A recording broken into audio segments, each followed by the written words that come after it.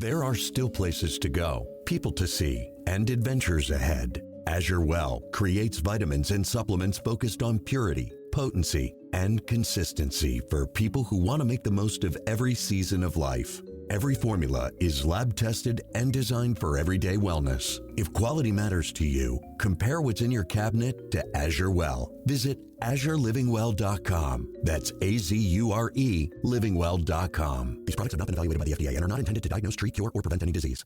She went through severe sexual child abuse, the effects of which carried over her teenage years and adult years. How she built her life today. Welcome to the Law Enforcement Talk Radio Show. In the Law Enforcement Talk Radio Show, we are joined by special guests talking about their experiences, the realities of investigating crimes, plus those who have experienced horrendous trauma. Police, first responders, military, and victims of crime share their stories. Hi, I'm John J. Wiley. In addition to being a broadcaster, I'm also a retired police sergeant. Be sure to check out our website, letradio.com, and also like us on Facebook. Search for the Law Enforcement Talk Radio Show. Of all the radio stations in the United States, there are no other shows like the Law Enforcement Talk Radio Show. And on Facebook, there's only one official page. Do a search on Facebook for the Law Enforcement Talk Radio Show, and be sure to like the Law Enforcement Talk Radio Show Facebook page. Contacts from Tennessee, we have Shae Pratcher on the Law Enforcement Talk Radio Show. She went through significant sexual childhood abuse, and I'm not downplaying that. That is an issue, and it raised its ugly head. It affected her teenage years, her adult years, and we're here to talk about that and how she's built her life she has today. Her website is showeringseedsofgrowth.com. That's showeringseedsofgrowth.com. She's written 3 books, one of which is Highway to Healing. Shae, thanks for being on the show, and thanks for agreeing to talk about this. Both very much appreciated. Yes. First off, John, thank you so much for having me. It's a pleasure to have you here. It really is. First of all, Tennessee is one of those states we don't get a whole lot of people on the show about, number one. Number two, this is a topic a lot of people don't want to talk about. It's like they want to sweep it under the rug, which we've done as society in general for a long time. But survivors, I think the real proof in the pudding that we don't get to hear about is building the life you have today. Yeah, I agree. And that's what I think your real power is, because, look, I'm of a certain age, and I would complain when I was a kid to my mom about things I was going through, and she'd say, everybody has their crosses to bear. And I think if we go too much into details, we exclude a lot of people. What I originally estimated for this show was I wanted people to understand no matter what the cause of their trauma, no matter what it was that had a negative impact on them, there is a way to get better, and it does involve work. Is that your story? That is exactly my story. Yeah. As a child, I experienced, like you mentioned, sexual abuse by someone who was supposed to protect me, right? My biological father. And I feel like those experiences really did shape the way that I view not only myself, right, but other people in the world around me. Like a lot of survivors that I know now, and having so many conversations over the years, I actually learned that how to survive long before I learned how to heal. Right. And I think that's an opportunity for a lot of people that go through similar trauma. For me, I think I use the term survivor. It's one thing to survive the trauma. The other thing is to thrive and find a way. You've got to do the work to build the life you want afterwards. And that's what I think a lot of people miss out on. Yep, I agree. Because as a kid, how old were you? You didn't have any choice in the matter when it was going on, did you? Did not. No, but the decisions we make that come next, right? I think that's the most important part of all of it. I realized that I became like incredibly guarded. Like my mindset really became protect, right? By any means necessary. So as I got older, going through my adolescence, getting my own husband, starting to have kids, and not dealing with those things, it really just kind of put one of those it's a burden, right, that you carry that you don't intentionally even know. But I constantly was on alert. I struggled with trust. I believed that I had to carry everything on my own because I didn't have any advocates growing up. And those survival strategies helped me to get through my childhood, but they definitely followed me into my adulthood, which began affecting my relationships with my marriage, my confidence, and the way that I responded under any type of pressure. Here's the thing you are describing me, and I didn't go through childhood sexual abuse. Everything you talk about this is the thing I talked about. It does not matter what caused the trauma. It's about, in my opinion, for what it's worth, it's about what you do with it. Yes. And realizing that, for example, as bad as what you went through was, and we will go into some details about that, they can only victimize you once, or if it's an ongoing thing, a serial criminal, as many times they do it. But after that, it's you that does it to yourself. Yeah. You have to find strength in some way. It's not always easy, but once you recognize it, I think that's the biggest part. Is a lot of people, we normalize it, right? Sweeping it under the rug. What happens in this house stays in this house. Those kind of mentalities and things like that stick with us until you break out of that cycle. You're going to always be stuck. Now, we're saying this, and I'm going to imagine you're like 29 years of age. I don't know how old you are. I learned a long time ago, don't ask. By the way, how is my mother younger than me? She's still 29. I'm 67. I've never figured that one out. So we're talking to Shae as a woman in her late 20s, 29 to example. That's not how you thought, and that's not how you felt in your teenage years and your early adult years, was it? Not at all. How would you describe yourself back then? I would describe myself as guarded. Really, both of my parents were military, so it was more so do as I tell you to do, right? Like, don't ask no questions. So there was really no dialogue. There was no, let's sit down and talk about this. It was do as you're told. Well, look, you're describing me. You're describing my childhood, because we got the old thing, why am I doing this? Why? And the answer is always, because I'm your mother. That's why. That's right. We didn't hear, there was no talking about it. Come on. Right. And that was back in the day, and I didn't go through what you went through. Yeah. Yeah. And you describe, and Hollywood loves to describe these teenagers that have gone through similar as being rebellious, alcohol, drugs, dropping out of school, joining gangs, all this stuff. Was any of that in the works for you? No, surprisingly, right? And that's one of the things I am most proud of. I never turned to drugs, alcohol, none of those things. What I did was I withdrew, right? I suffered in silence. And then I just had trust issues. So, like, everything that went into, like my husband, for instance, when I met him, everything was, like I said, protect.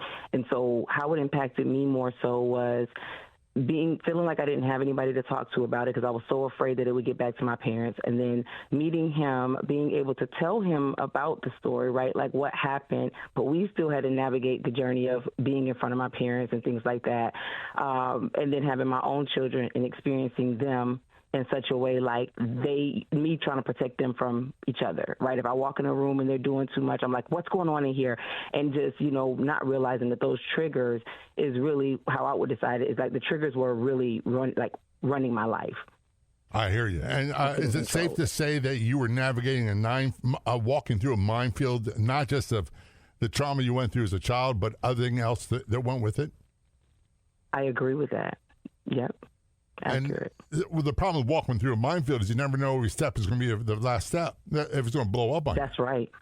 Yep. And that's what was happening, right? It's almost like I had made a vow to myself not to be them, right? Not to let those same things happen to my children. But in doing that, because I didn't recognize I was looking at the world through trauma lens, right? So me, everybody and everything was a danger to me, even when there was no true danger, because I had not actually dealt with it. It was dealing with me. Now, so one of the things I tell people.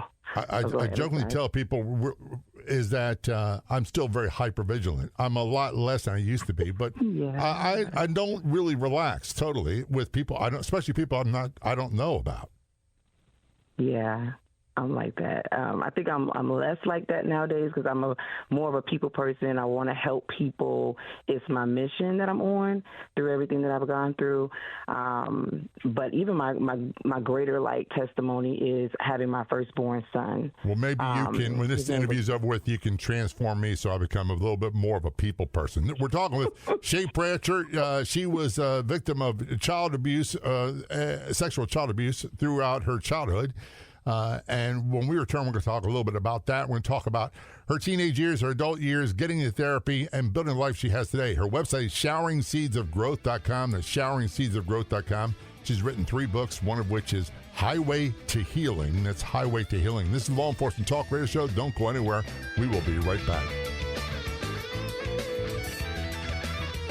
Are you a fan of true crime shows? How about True Crime with a Twist? People that actually investigated crimes, what they did, what they experienced, all for free. Just go to our website, letradio.com. It's L as in Lincoln, E as in Edward, T as in Tom, radio.com.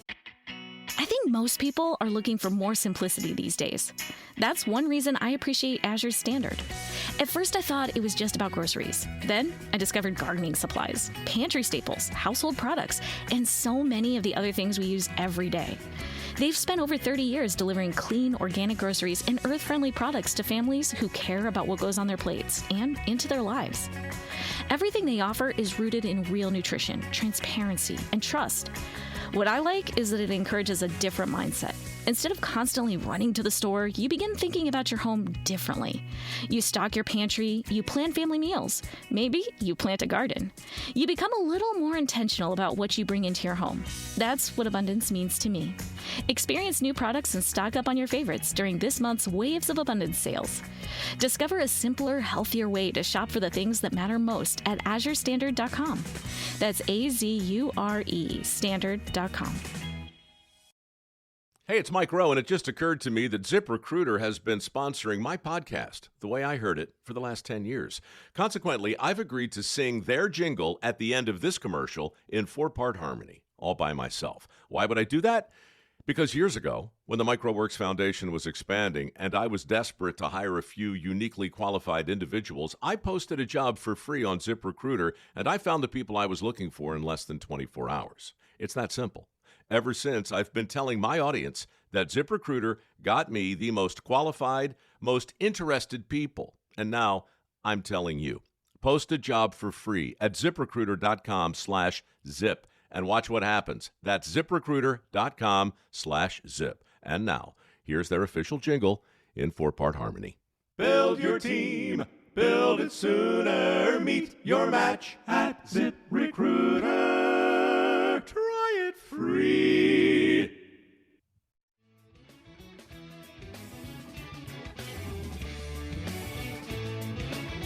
Return a conversation with Shae Pratchett in Tennessee. She went through significant childhood sexual abuse, which she'll talk about in a few moments, which carried over in her adult life, her teenage years, and she's gone through therapy and built a really successful life now. And I think it's safe to say she's thriving.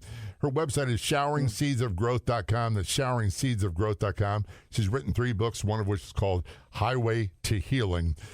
Let's go and Shae, and let's talk briefly about what happened, when this abuse started, how old were you, when did it end, how did it end, all that stuff.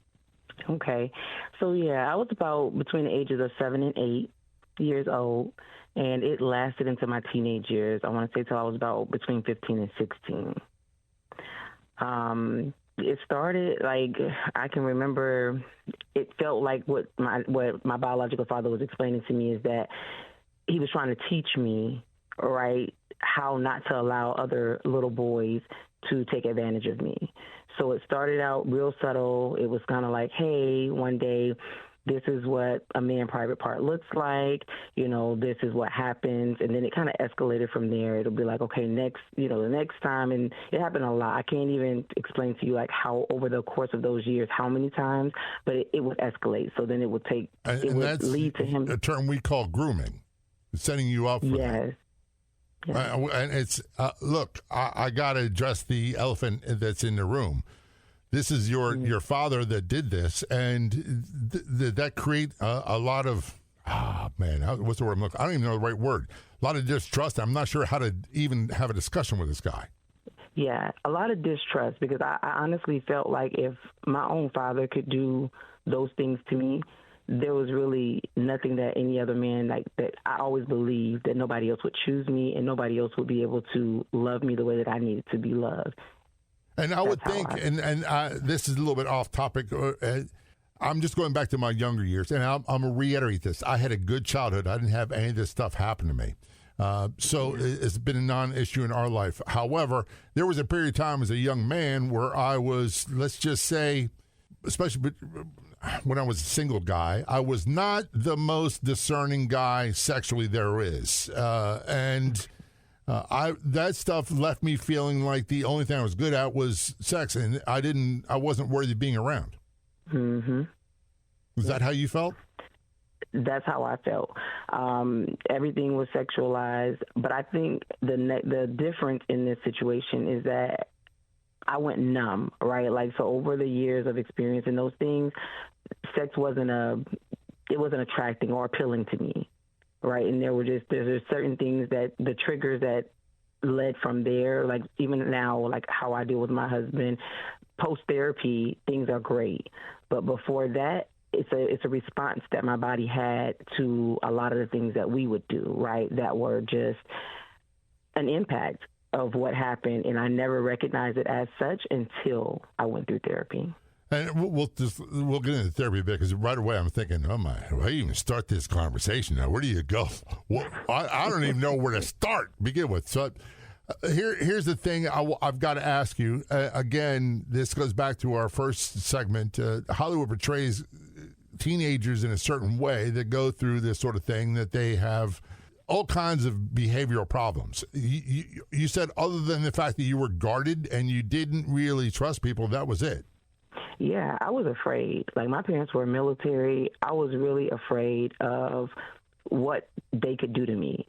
It was real to me, as far as if I talked about it, if I told anybody. Now, I did eventually tell my older brother's girlfriend, and she was able to convince me to tell my older brother, and then ultimately my uncles, right, were made aware, and they tried to come to save me. And so there was that period. But before that, just being guarded, like, there were no other things that I knew better. I knew better to talk about it. I knew better than that's easy to say now as a 29-year-old woman. Well, you were 7, 8 years old then. It was different. Truth. We're thinking like using adult mind how I should have dealt with something. But back then you were a kid, and you don't think the same way back then. That's true. I'll give you an example. I didn't start thinking about girls until maybe I was 13, 14. I really didn't. Before that, it was cars. And at 10, it was not even in the equation. Sex was something I never even thought about. It didn't even enter my mind, because it was a concept that I was not aware of. Right. And I believe that no one has a right to give anybody, any child, the adult perspective of sex, because here's the thing, and I'm asked this as a form of question. I had this conversation with one of my daughters, actually both my daughters. You can become sexually active whenever you want. However, once you start that, there's no going back to being the kid you were before. Mm-hmm. True. Is that right with you? That's true for me.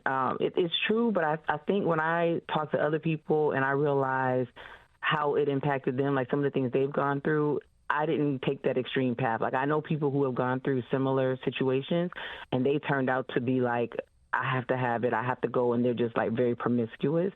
That hasn't been my story. I shut down. Yeah. Right. I really didn't want to, I was shameful of my body. I was shameful of just the things that I had been introduced to for so long that it was a turnoff for me. I hear you. I'm kind of the same way, but that's courtesy of age, of being an older guy. I've become very private as I've gotten older. One of the things that you said early on is that you finally told, I believe it was your girlfriend or one of your brothers, your older brother, and they got uncles involved. Did things come to an end then?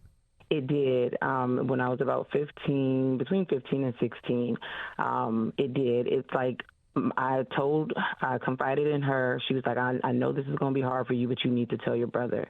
And so I finally did express everything. I told him everything from all the years, the different scenarios, and then he contacted the uncles on my mother's side.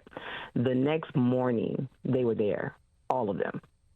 Were there, and I was so scared. My uncle, my youngest uncle. Were they there because they wanted to have a conversation, or were there because they had baseball bats and pitchforks? Man, I think it was a bit of both. Yeah. All right, they were there to put a stake in the ground, like, hey, your mom doesn't have a clue, right? Because my mom didn't know until this point, and so they were like, we're here to help you, but it starts with you having this conversation with your mom, and then we'll get him out. Okay. That's fair enough. I like the way they handled it, actually. They're ready for the worst case scenario, but they handled the things the right way.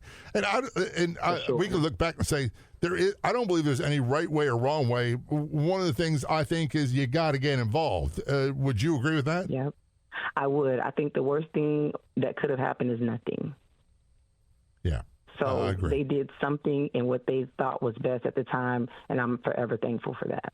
And one of the things we hear quite a bit of, which we'll talk about in a few moments, is the victim blaming. I'm sure that you went through a lot of that on your own, but we're talking about Shae Pratcher. She was a victim of childhood sexual abuse, which we talked about. And the effects carried over in her teenage years, her adult years. She started therapy. She started the long work of becoming the person she wants to be. Her website is showeringseedsofgrowth.com. That's showeringseedsofgrowth.com. And she's written 3 books, one of which is called Highway to Healing. This is the Law Enforcement Talk Radio Show. We're going to talk about how to avoid the victim blaming and whether it was an issue in her life. Don't go anywhere. We will be right back. Wouldn't it be great to get free tips on how to improve your life? Join us on the Clubhouse social audio app, Wednesdays at 12 noon, 3 p.m. Pacific, for your confident life. It is always free. Get more details online at yourconfident.life. That's yourconfident.life, online at yourconfident.life. There are still places to go, people to see, and adventures ahead. Azure Well creates vitamins and supplements focused on purity, potency, and consistency for people who want to make the most of every season of life. Every formula is lab tested and designed for everyday wellness. If quality matters to you, compare what's in your cabinet to Azure Well. Visit AzureLivingWell.com. That's AZURE livingwell.com. These products have not been evaluated by the FDA and are not intended to diagnose, treat, cure, or prevent any disease. Meet the Red Bull Dragonberry Energizer. It's one of the many new drinks out now. Who knew ice-cold drinks could be so fire? Try them all, only at McDonald's. Hey, it's Mike Rowe, and it just occurred to me that ZipRecruiter has been sponsoring my podcast, The Way I Heard It, for the last 10 years. Consequently, I've agreed to sing their jingle at the end of this commercial in 4-part harmony, all by myself. Why would I do that? Because years ago, when the MicroWorks Foundation was expanding and I was desperate to hire a few uniquely qualified individuals, I posted a job for free on ZipRecruiter, and I found the people I was looking for in less than 24 hours. It's that simple. Ever since, I've been telling my audience that ZipRecruiter got me the most qualified, most interested people. And now I'm telling you. Post a job for free at ZipRecruiter.com/zip. And watch what happens. That's ZipRecruiter.com/zip. And now, here's their official jingle in 4-part harmony. Build your team. Build it sooner. Meet your match at ZipRecruiter. Try it free.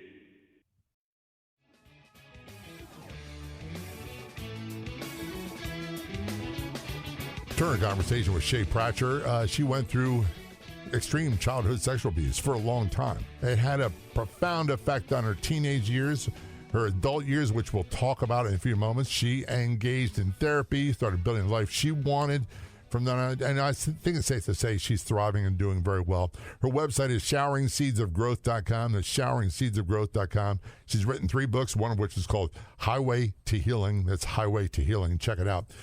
Shae, earlier in the conversation, you talked about you told your brother's girlfriend, she told your mom's brothers, uncles, they got involved, and then you had to have the conversation with mom. And one of the things I really, really do not like especially when it comes to sexual assaults or any kind of crime of violence, is victim blaming. Well, if they hadn't done this, they'd have done that. And what happens quite often is when someone tells their mom, in this case, that's what happens. Did that happen with you?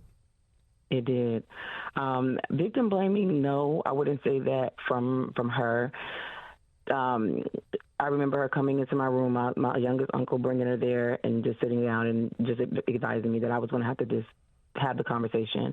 So I told her in great detail everything, from, again, 7 to 8 years old all the way up through 15, 16. And she just was like, I remember the first thing she asked me was just kind of like, when did this happen? I explained, them being in the military, all the things. I gave her different examples of when. And then the next thing that she said shocked me, and it was like, describe it. Uh-huh. And that has sat with me for years. I don't know that I've ever really gotten past that part, right? Because it's just, but that's what she said, describe it. And I did. And it's safe to say you're a mom now. Would you have that line of questioning with your children if they, and I'm not saying this is going to happen in your life, but if something like that did happen? I wouldn't. I'm in a different headspace to where I would have to believe my children and take whatever comes with that, right? Because I'd rather be safe than sorry. I hear you. I don't, and I'm not picking sides here. I'm just saying, there's no right or wrong way. There's plenty of wrong ways to handle this. Let me rephrase that. There's a lot of wrong ways to handle this. There's a very few right ways, and I don't know what the answer is. And unfortunately, what happens all too often is there is a lack of physical evidence, and there is not ability to prosecute. So unless the person confesses, there's not a whole lot you can do about it. True. Yeah, and I think that's honestly the grace that I've extended my mother over the years, right, is because it does become a he said, she said situation. I think the difference for me is that we had the conversation. He admitted to it, right, some years back. So before I even went to therapy back in 2021. So even in that, she still has made a choice to stay with my father to this day. Right. Right. That's the reality, and that's the truth. So I don't think that it had to do with, I believe in my conversation with her that she knew that it did truly happen to me. Is it fair to say that you don't have much of a relationship with this guy? I don't have any. He's blocked. I don't have any conversations, any dealings. But you do have a relationship with your mom? So it's an open relationship, but the choice that she's made is kind of like they're a package deal, right? So with that, I just have to make my choice and stand in it that, staying is your choice, not my choice. And therapy gave me the strength to do that. By the way, you've only been in therapy since 2021. That's like 5 years. You're talking some pretty heavy-duty advanced stuff here. You made a lot of progress in 5 years. I got to say this. Before there is a natural progression. Things are not right. You notice things are not right in your relationships, and I'm going to go to therapy. Let's discover that. Let's talk about that. What led you to this decision? I need to get some help. Yep. So I was pregnant with my last baby, and he's 4 now. So when I was pregnant with him, it felt like a wave of things came over. So one of the things I didn't mention yet here is that my very firstborn son, Braylon, he was born with trisomy 13. So that's the hardest thing I've ever been through, right, is losing him. He only lived 28 days. Yeah, it's horrible. So every pregnancy thereafter, I was high risk, and so everything is always so heightened for me. So I was pregnant with my last baby, and it felt like all those emotions, all these things just kind of hit me at one time. Other family members were coming to me bringing up the past, right? Like, how are you so well? How do you navigate through it? Like, it's got to be difficult. You're trying to navigate through not talking, to this person, like trying to, how do you do it? And they were sharing with me the impact that the decisions and how things played out affected their lives. And honestly, for me, when it was just me, I was okay. When I felt like the impact and the choices that I needed to make for me only impacted me, I was okay. When I realized the impact that it had on other people that I love, it really made me take a step back and really say, you have to do something different. And it was the day that really pushed me into it was I decided I was going to have an honest conversation with my mother and then with my father. Because I feel like a lot of times people do these things and they never have to face the person that they inflicted that pain on. And it caused me a lot of grief, heartache, over the span of life, and I needed to share that with them. So I started with my mother. I had the hard talk. I explained to her that when it comes to how I want to deal with my kids and, the relationship that I want them to have, I don't want her to not have a relationship with her grandkids, but I want her to understand the magnitude of what happened to me. I need her to be more alert and be more in the moment and be willing to stand up for something greater. And for her, it was just kind of like, well, I shouldn't have to be on high alert while I'm watching your kids, right? And so for me, we're not on the same page, and you'll sacrifice them the way I was sacrificed. So I have to. It's on me to protect my children. So I explained to her that I'm going to have to pull back. I'm going to have to keep my kids with me. There's going to be no, when I come, they come. When I leave, they leave. And she was like, fine, I respect that. But you need to have that conversation with your father, is what she told me, because you're so comfortable having it with me, but you know how much he loves his grandkids, blah, blah, blah. And I told her, no problem. I can do that. And so that set me on the path of having that conversation. You can do that. I couldn't have that conversation. I'd be a raving lunatic. Yeah. I'd be like spitting nails, ready to fight people. Yeah. It was hard. It was tough in the moment. How does someone have this conversation? Was this pre-therapy or after therapy? This is pre-therapy. Okay. How do you have that conversation with people and not be a raving lunatic? I want to say I've always been like, it's one of those things that you got to think about. I have a lot to lose.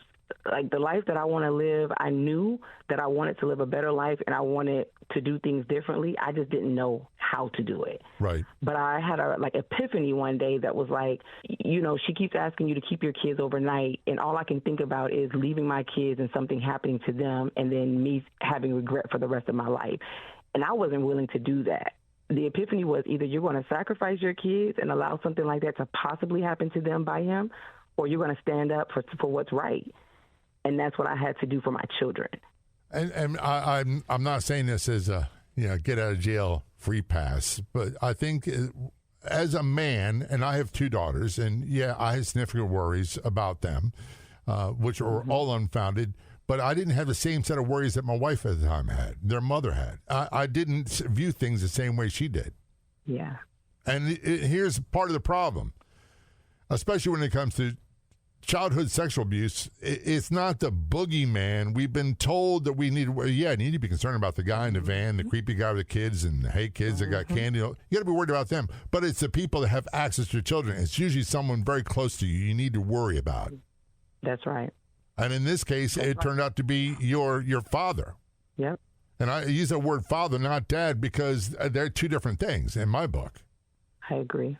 We're talking with Shae Pratcher. She went through extreme childhood sexual abuse, had a profound impact on her teenage years, her adult years. We'll return to that conversation in a few moments. She went into therapy, started building the life she wanted.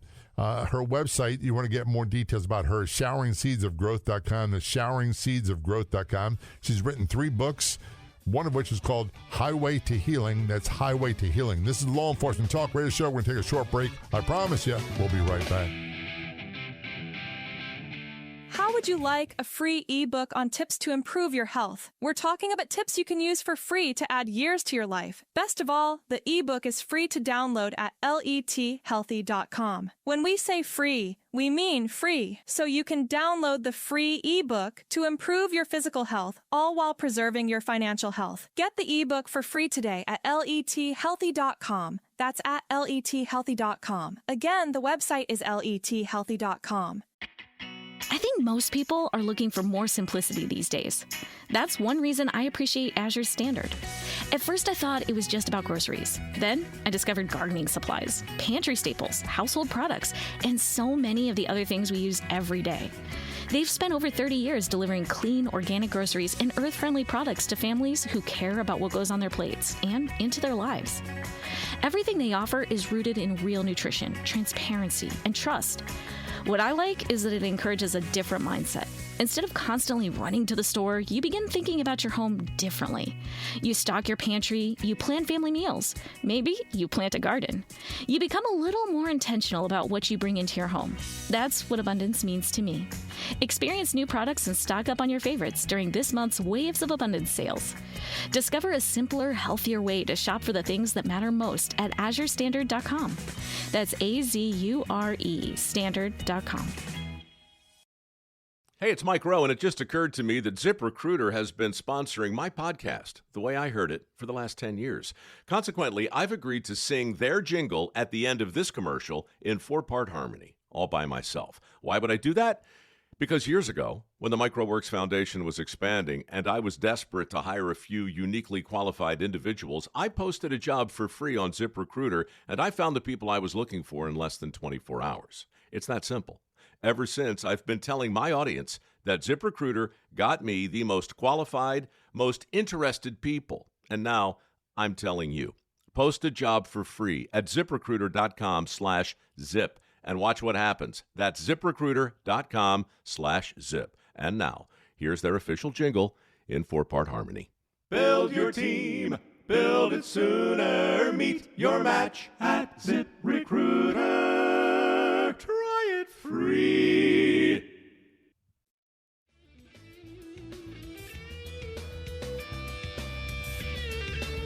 Return conversation with Shae Pratcher, contacts from Tennessee. She went through severe childhood sexual abuse.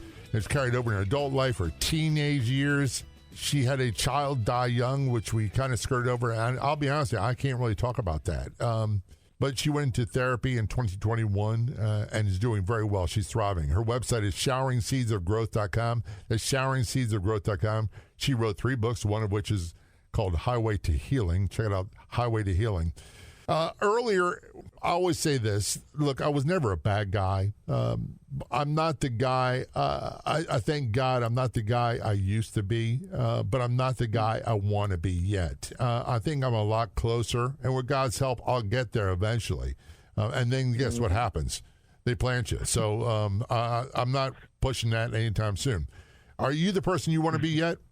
I feel like I'm headed that way. Like I feel like I am right where I'm supposed to be at this time and place, but I feel like I have a lot more that I'm on, that I'm going to get to, and I'm excited about that. And you decided that you wanted a different life.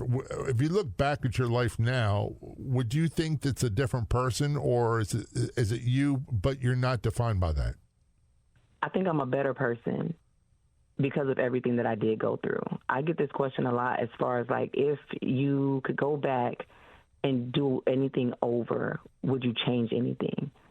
And my honest answer is no, because if you change anything, I wouldn't be who I am today. Right, I get that. I really do. I look back sometimes, I don't have quite the kumbaya mentality you do, where I'm saying I wouldn't change a thing. I regret that I had to go through some of the things I went through, but I've accepted they happened. But here's the emphasis. I think that I would not be the person I am today, which I kind of like, if I did not go through those things. Truth. You say it so well. And that's, I think, where the power comes from, when you say, okay, I'm going to take what happened and I'm going to take the outcome of that, and I'm going to choose the kind of life I want to have. And this is something you said, and I don't want to put words in your mouth, but I decide what kind of relationship I want to have with my family. They were related by blood, but I would never allow people that are not related to me treat me the way they did. That's right. And they didn't treat me bad. You got to fall for anything to stand for something. Another thing was, trust me, in the history of the planet, there's no one's treated me worse than me. That's deep. Yeah, that's so true. So you decided to go into therapy. I want to be a fly on the wall. How do you start this conversation with a therapist? I literally started it with explaining to him. He asked me, like, what led you here? And are you ready for this? Because I'm ready to give it to you. Yeah. And he was like, tell me, how did we get here? And really what led me there was that conversation that I had in the driveway when I was pregnant with my baby, my last baby, with my father. That was the last conversation I had before I blocked him. And it was after that conversation, the things that he said to me during that time, that I knew I have to get help, because I don't even know if I'm like living under a rock or what it is, but if I don't get help, I don't know which way my life is going to go at this point. And so I explained everything to him. When I tell you, the first 2 sessions, I just said it. And it was hard because it was like the first time I was actually saying it to someone outside of like my husband, my safe place, right? Outside of like my best friend. But I just told him everything. I told him, everything that happened to me. I told him about my mom's decision to stay. I told him about me being pregnant with my, my last baby and just being fearful that something bad was going to happen to him, like my firstborn.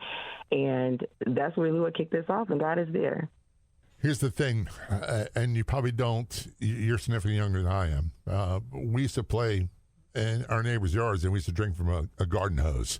It never came out like a fire hose. Well, you've got a lot of heavy-duty stuff, and when you open up the throttle, it's like full on. I don't know how you had that conversation. Let me ease you into this, Mr. Therapist. Yeah, there was no easing into it. He wanted to know, and I felt like I needed to tell. And I didn't know what to expect either, right? Because it's like you tell all this stuff, but I'm like, well, what's next? You know everything now. I've gotten it out. But there was so much more in it. Like I initially went into it with the mindset of, look at what they did to me. Am I crazy? Was it wrong? How do I navigate this? I need some validation in what it is that I've experienced. And he gave me that, right? But the most powerful thing that he really gave to me was, this is really about you, right? You keep saying that you came to therapy because you want to be a better version of yourself for your husband and for your children. And he let me say that for a couple of sessions. And one day he told me, but what does Shae want? Right. And it changed my whole life because no one had asked me that before. Well, I'm no longer about pleasing other people. I have to pick and choose who I want to be and what kind of life I want to have. Right. And here's something I agree with you 150% on. And there's people that really matter to me, what they think of me. My wife is one. My mom's another. Yeah. My sisters to some degree. My daughters definitely. But everybody else, it doesn't really matter. But I have to decide who I want to be. And if what's the old saying that Shakespeare came up with? To thine own self be true.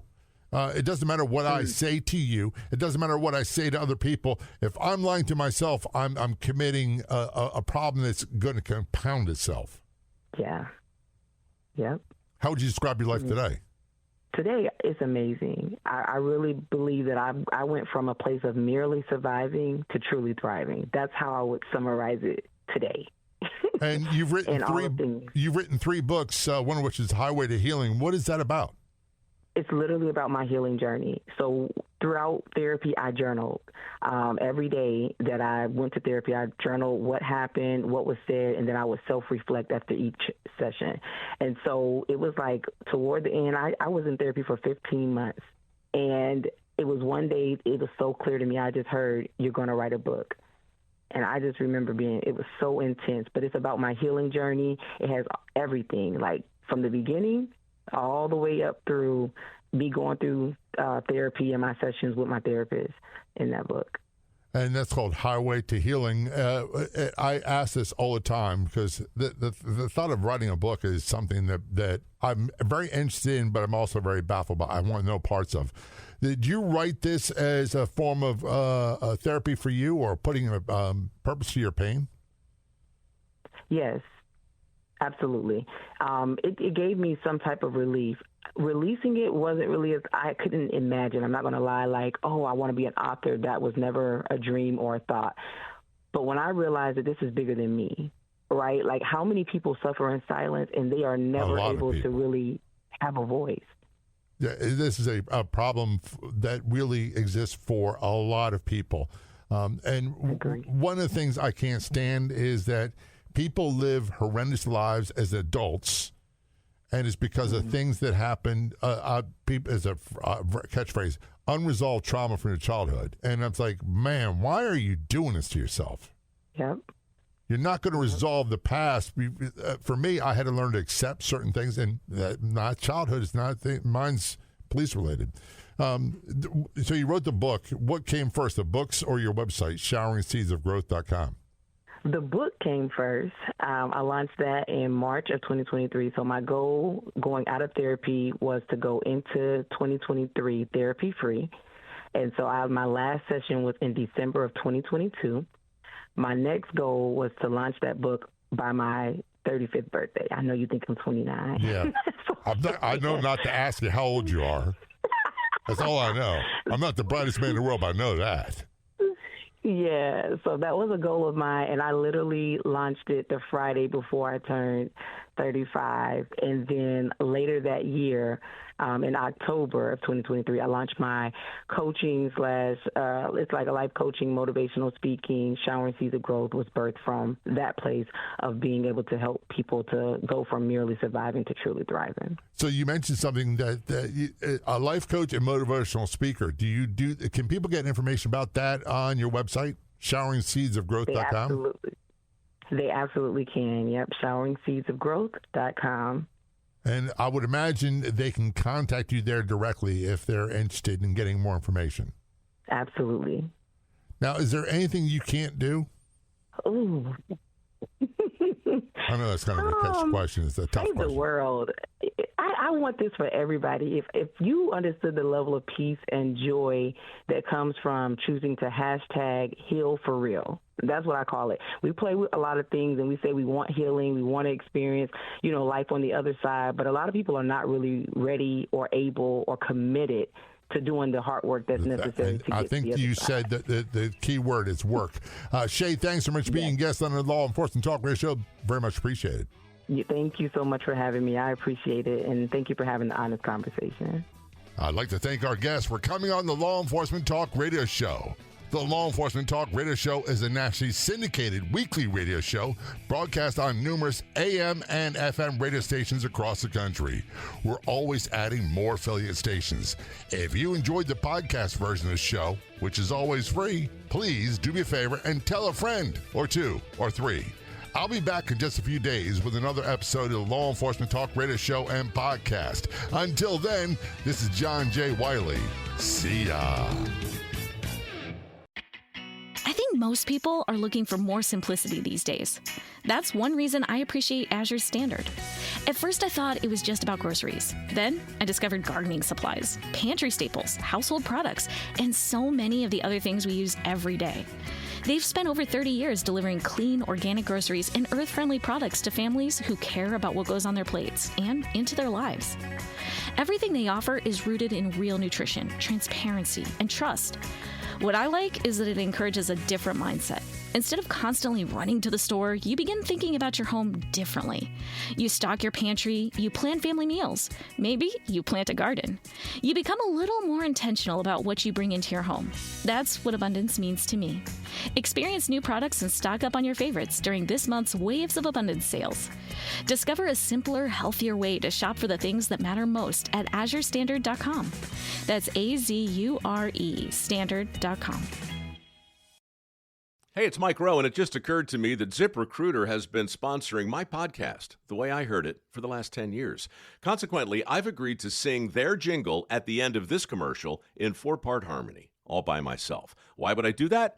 Because years ago, when the MicroWorks Foundation was expanding and I was desperate to hire a few uniquely qualified individuals, I posted a job for free on ZipRecruiter, and I found the people I was looking for in less than 24 hours. It's that simple. Ever since, I've been telling my audience that ZipRecruiter got me the most qualified, most interested people. And now I'm telling you. Post a job for free at ZipRecruiter.com/zip and watch what happens. That's ZipRecruiter.com/zip. And now, here's their official jingle in 4-part harmony. Build your team. Build it sooner. Meet your match at ZipRecruiter. Try it free. If you like the show, please take a moment to rate, review, and subscribe. It really does help the show to grow. Thank you for listening.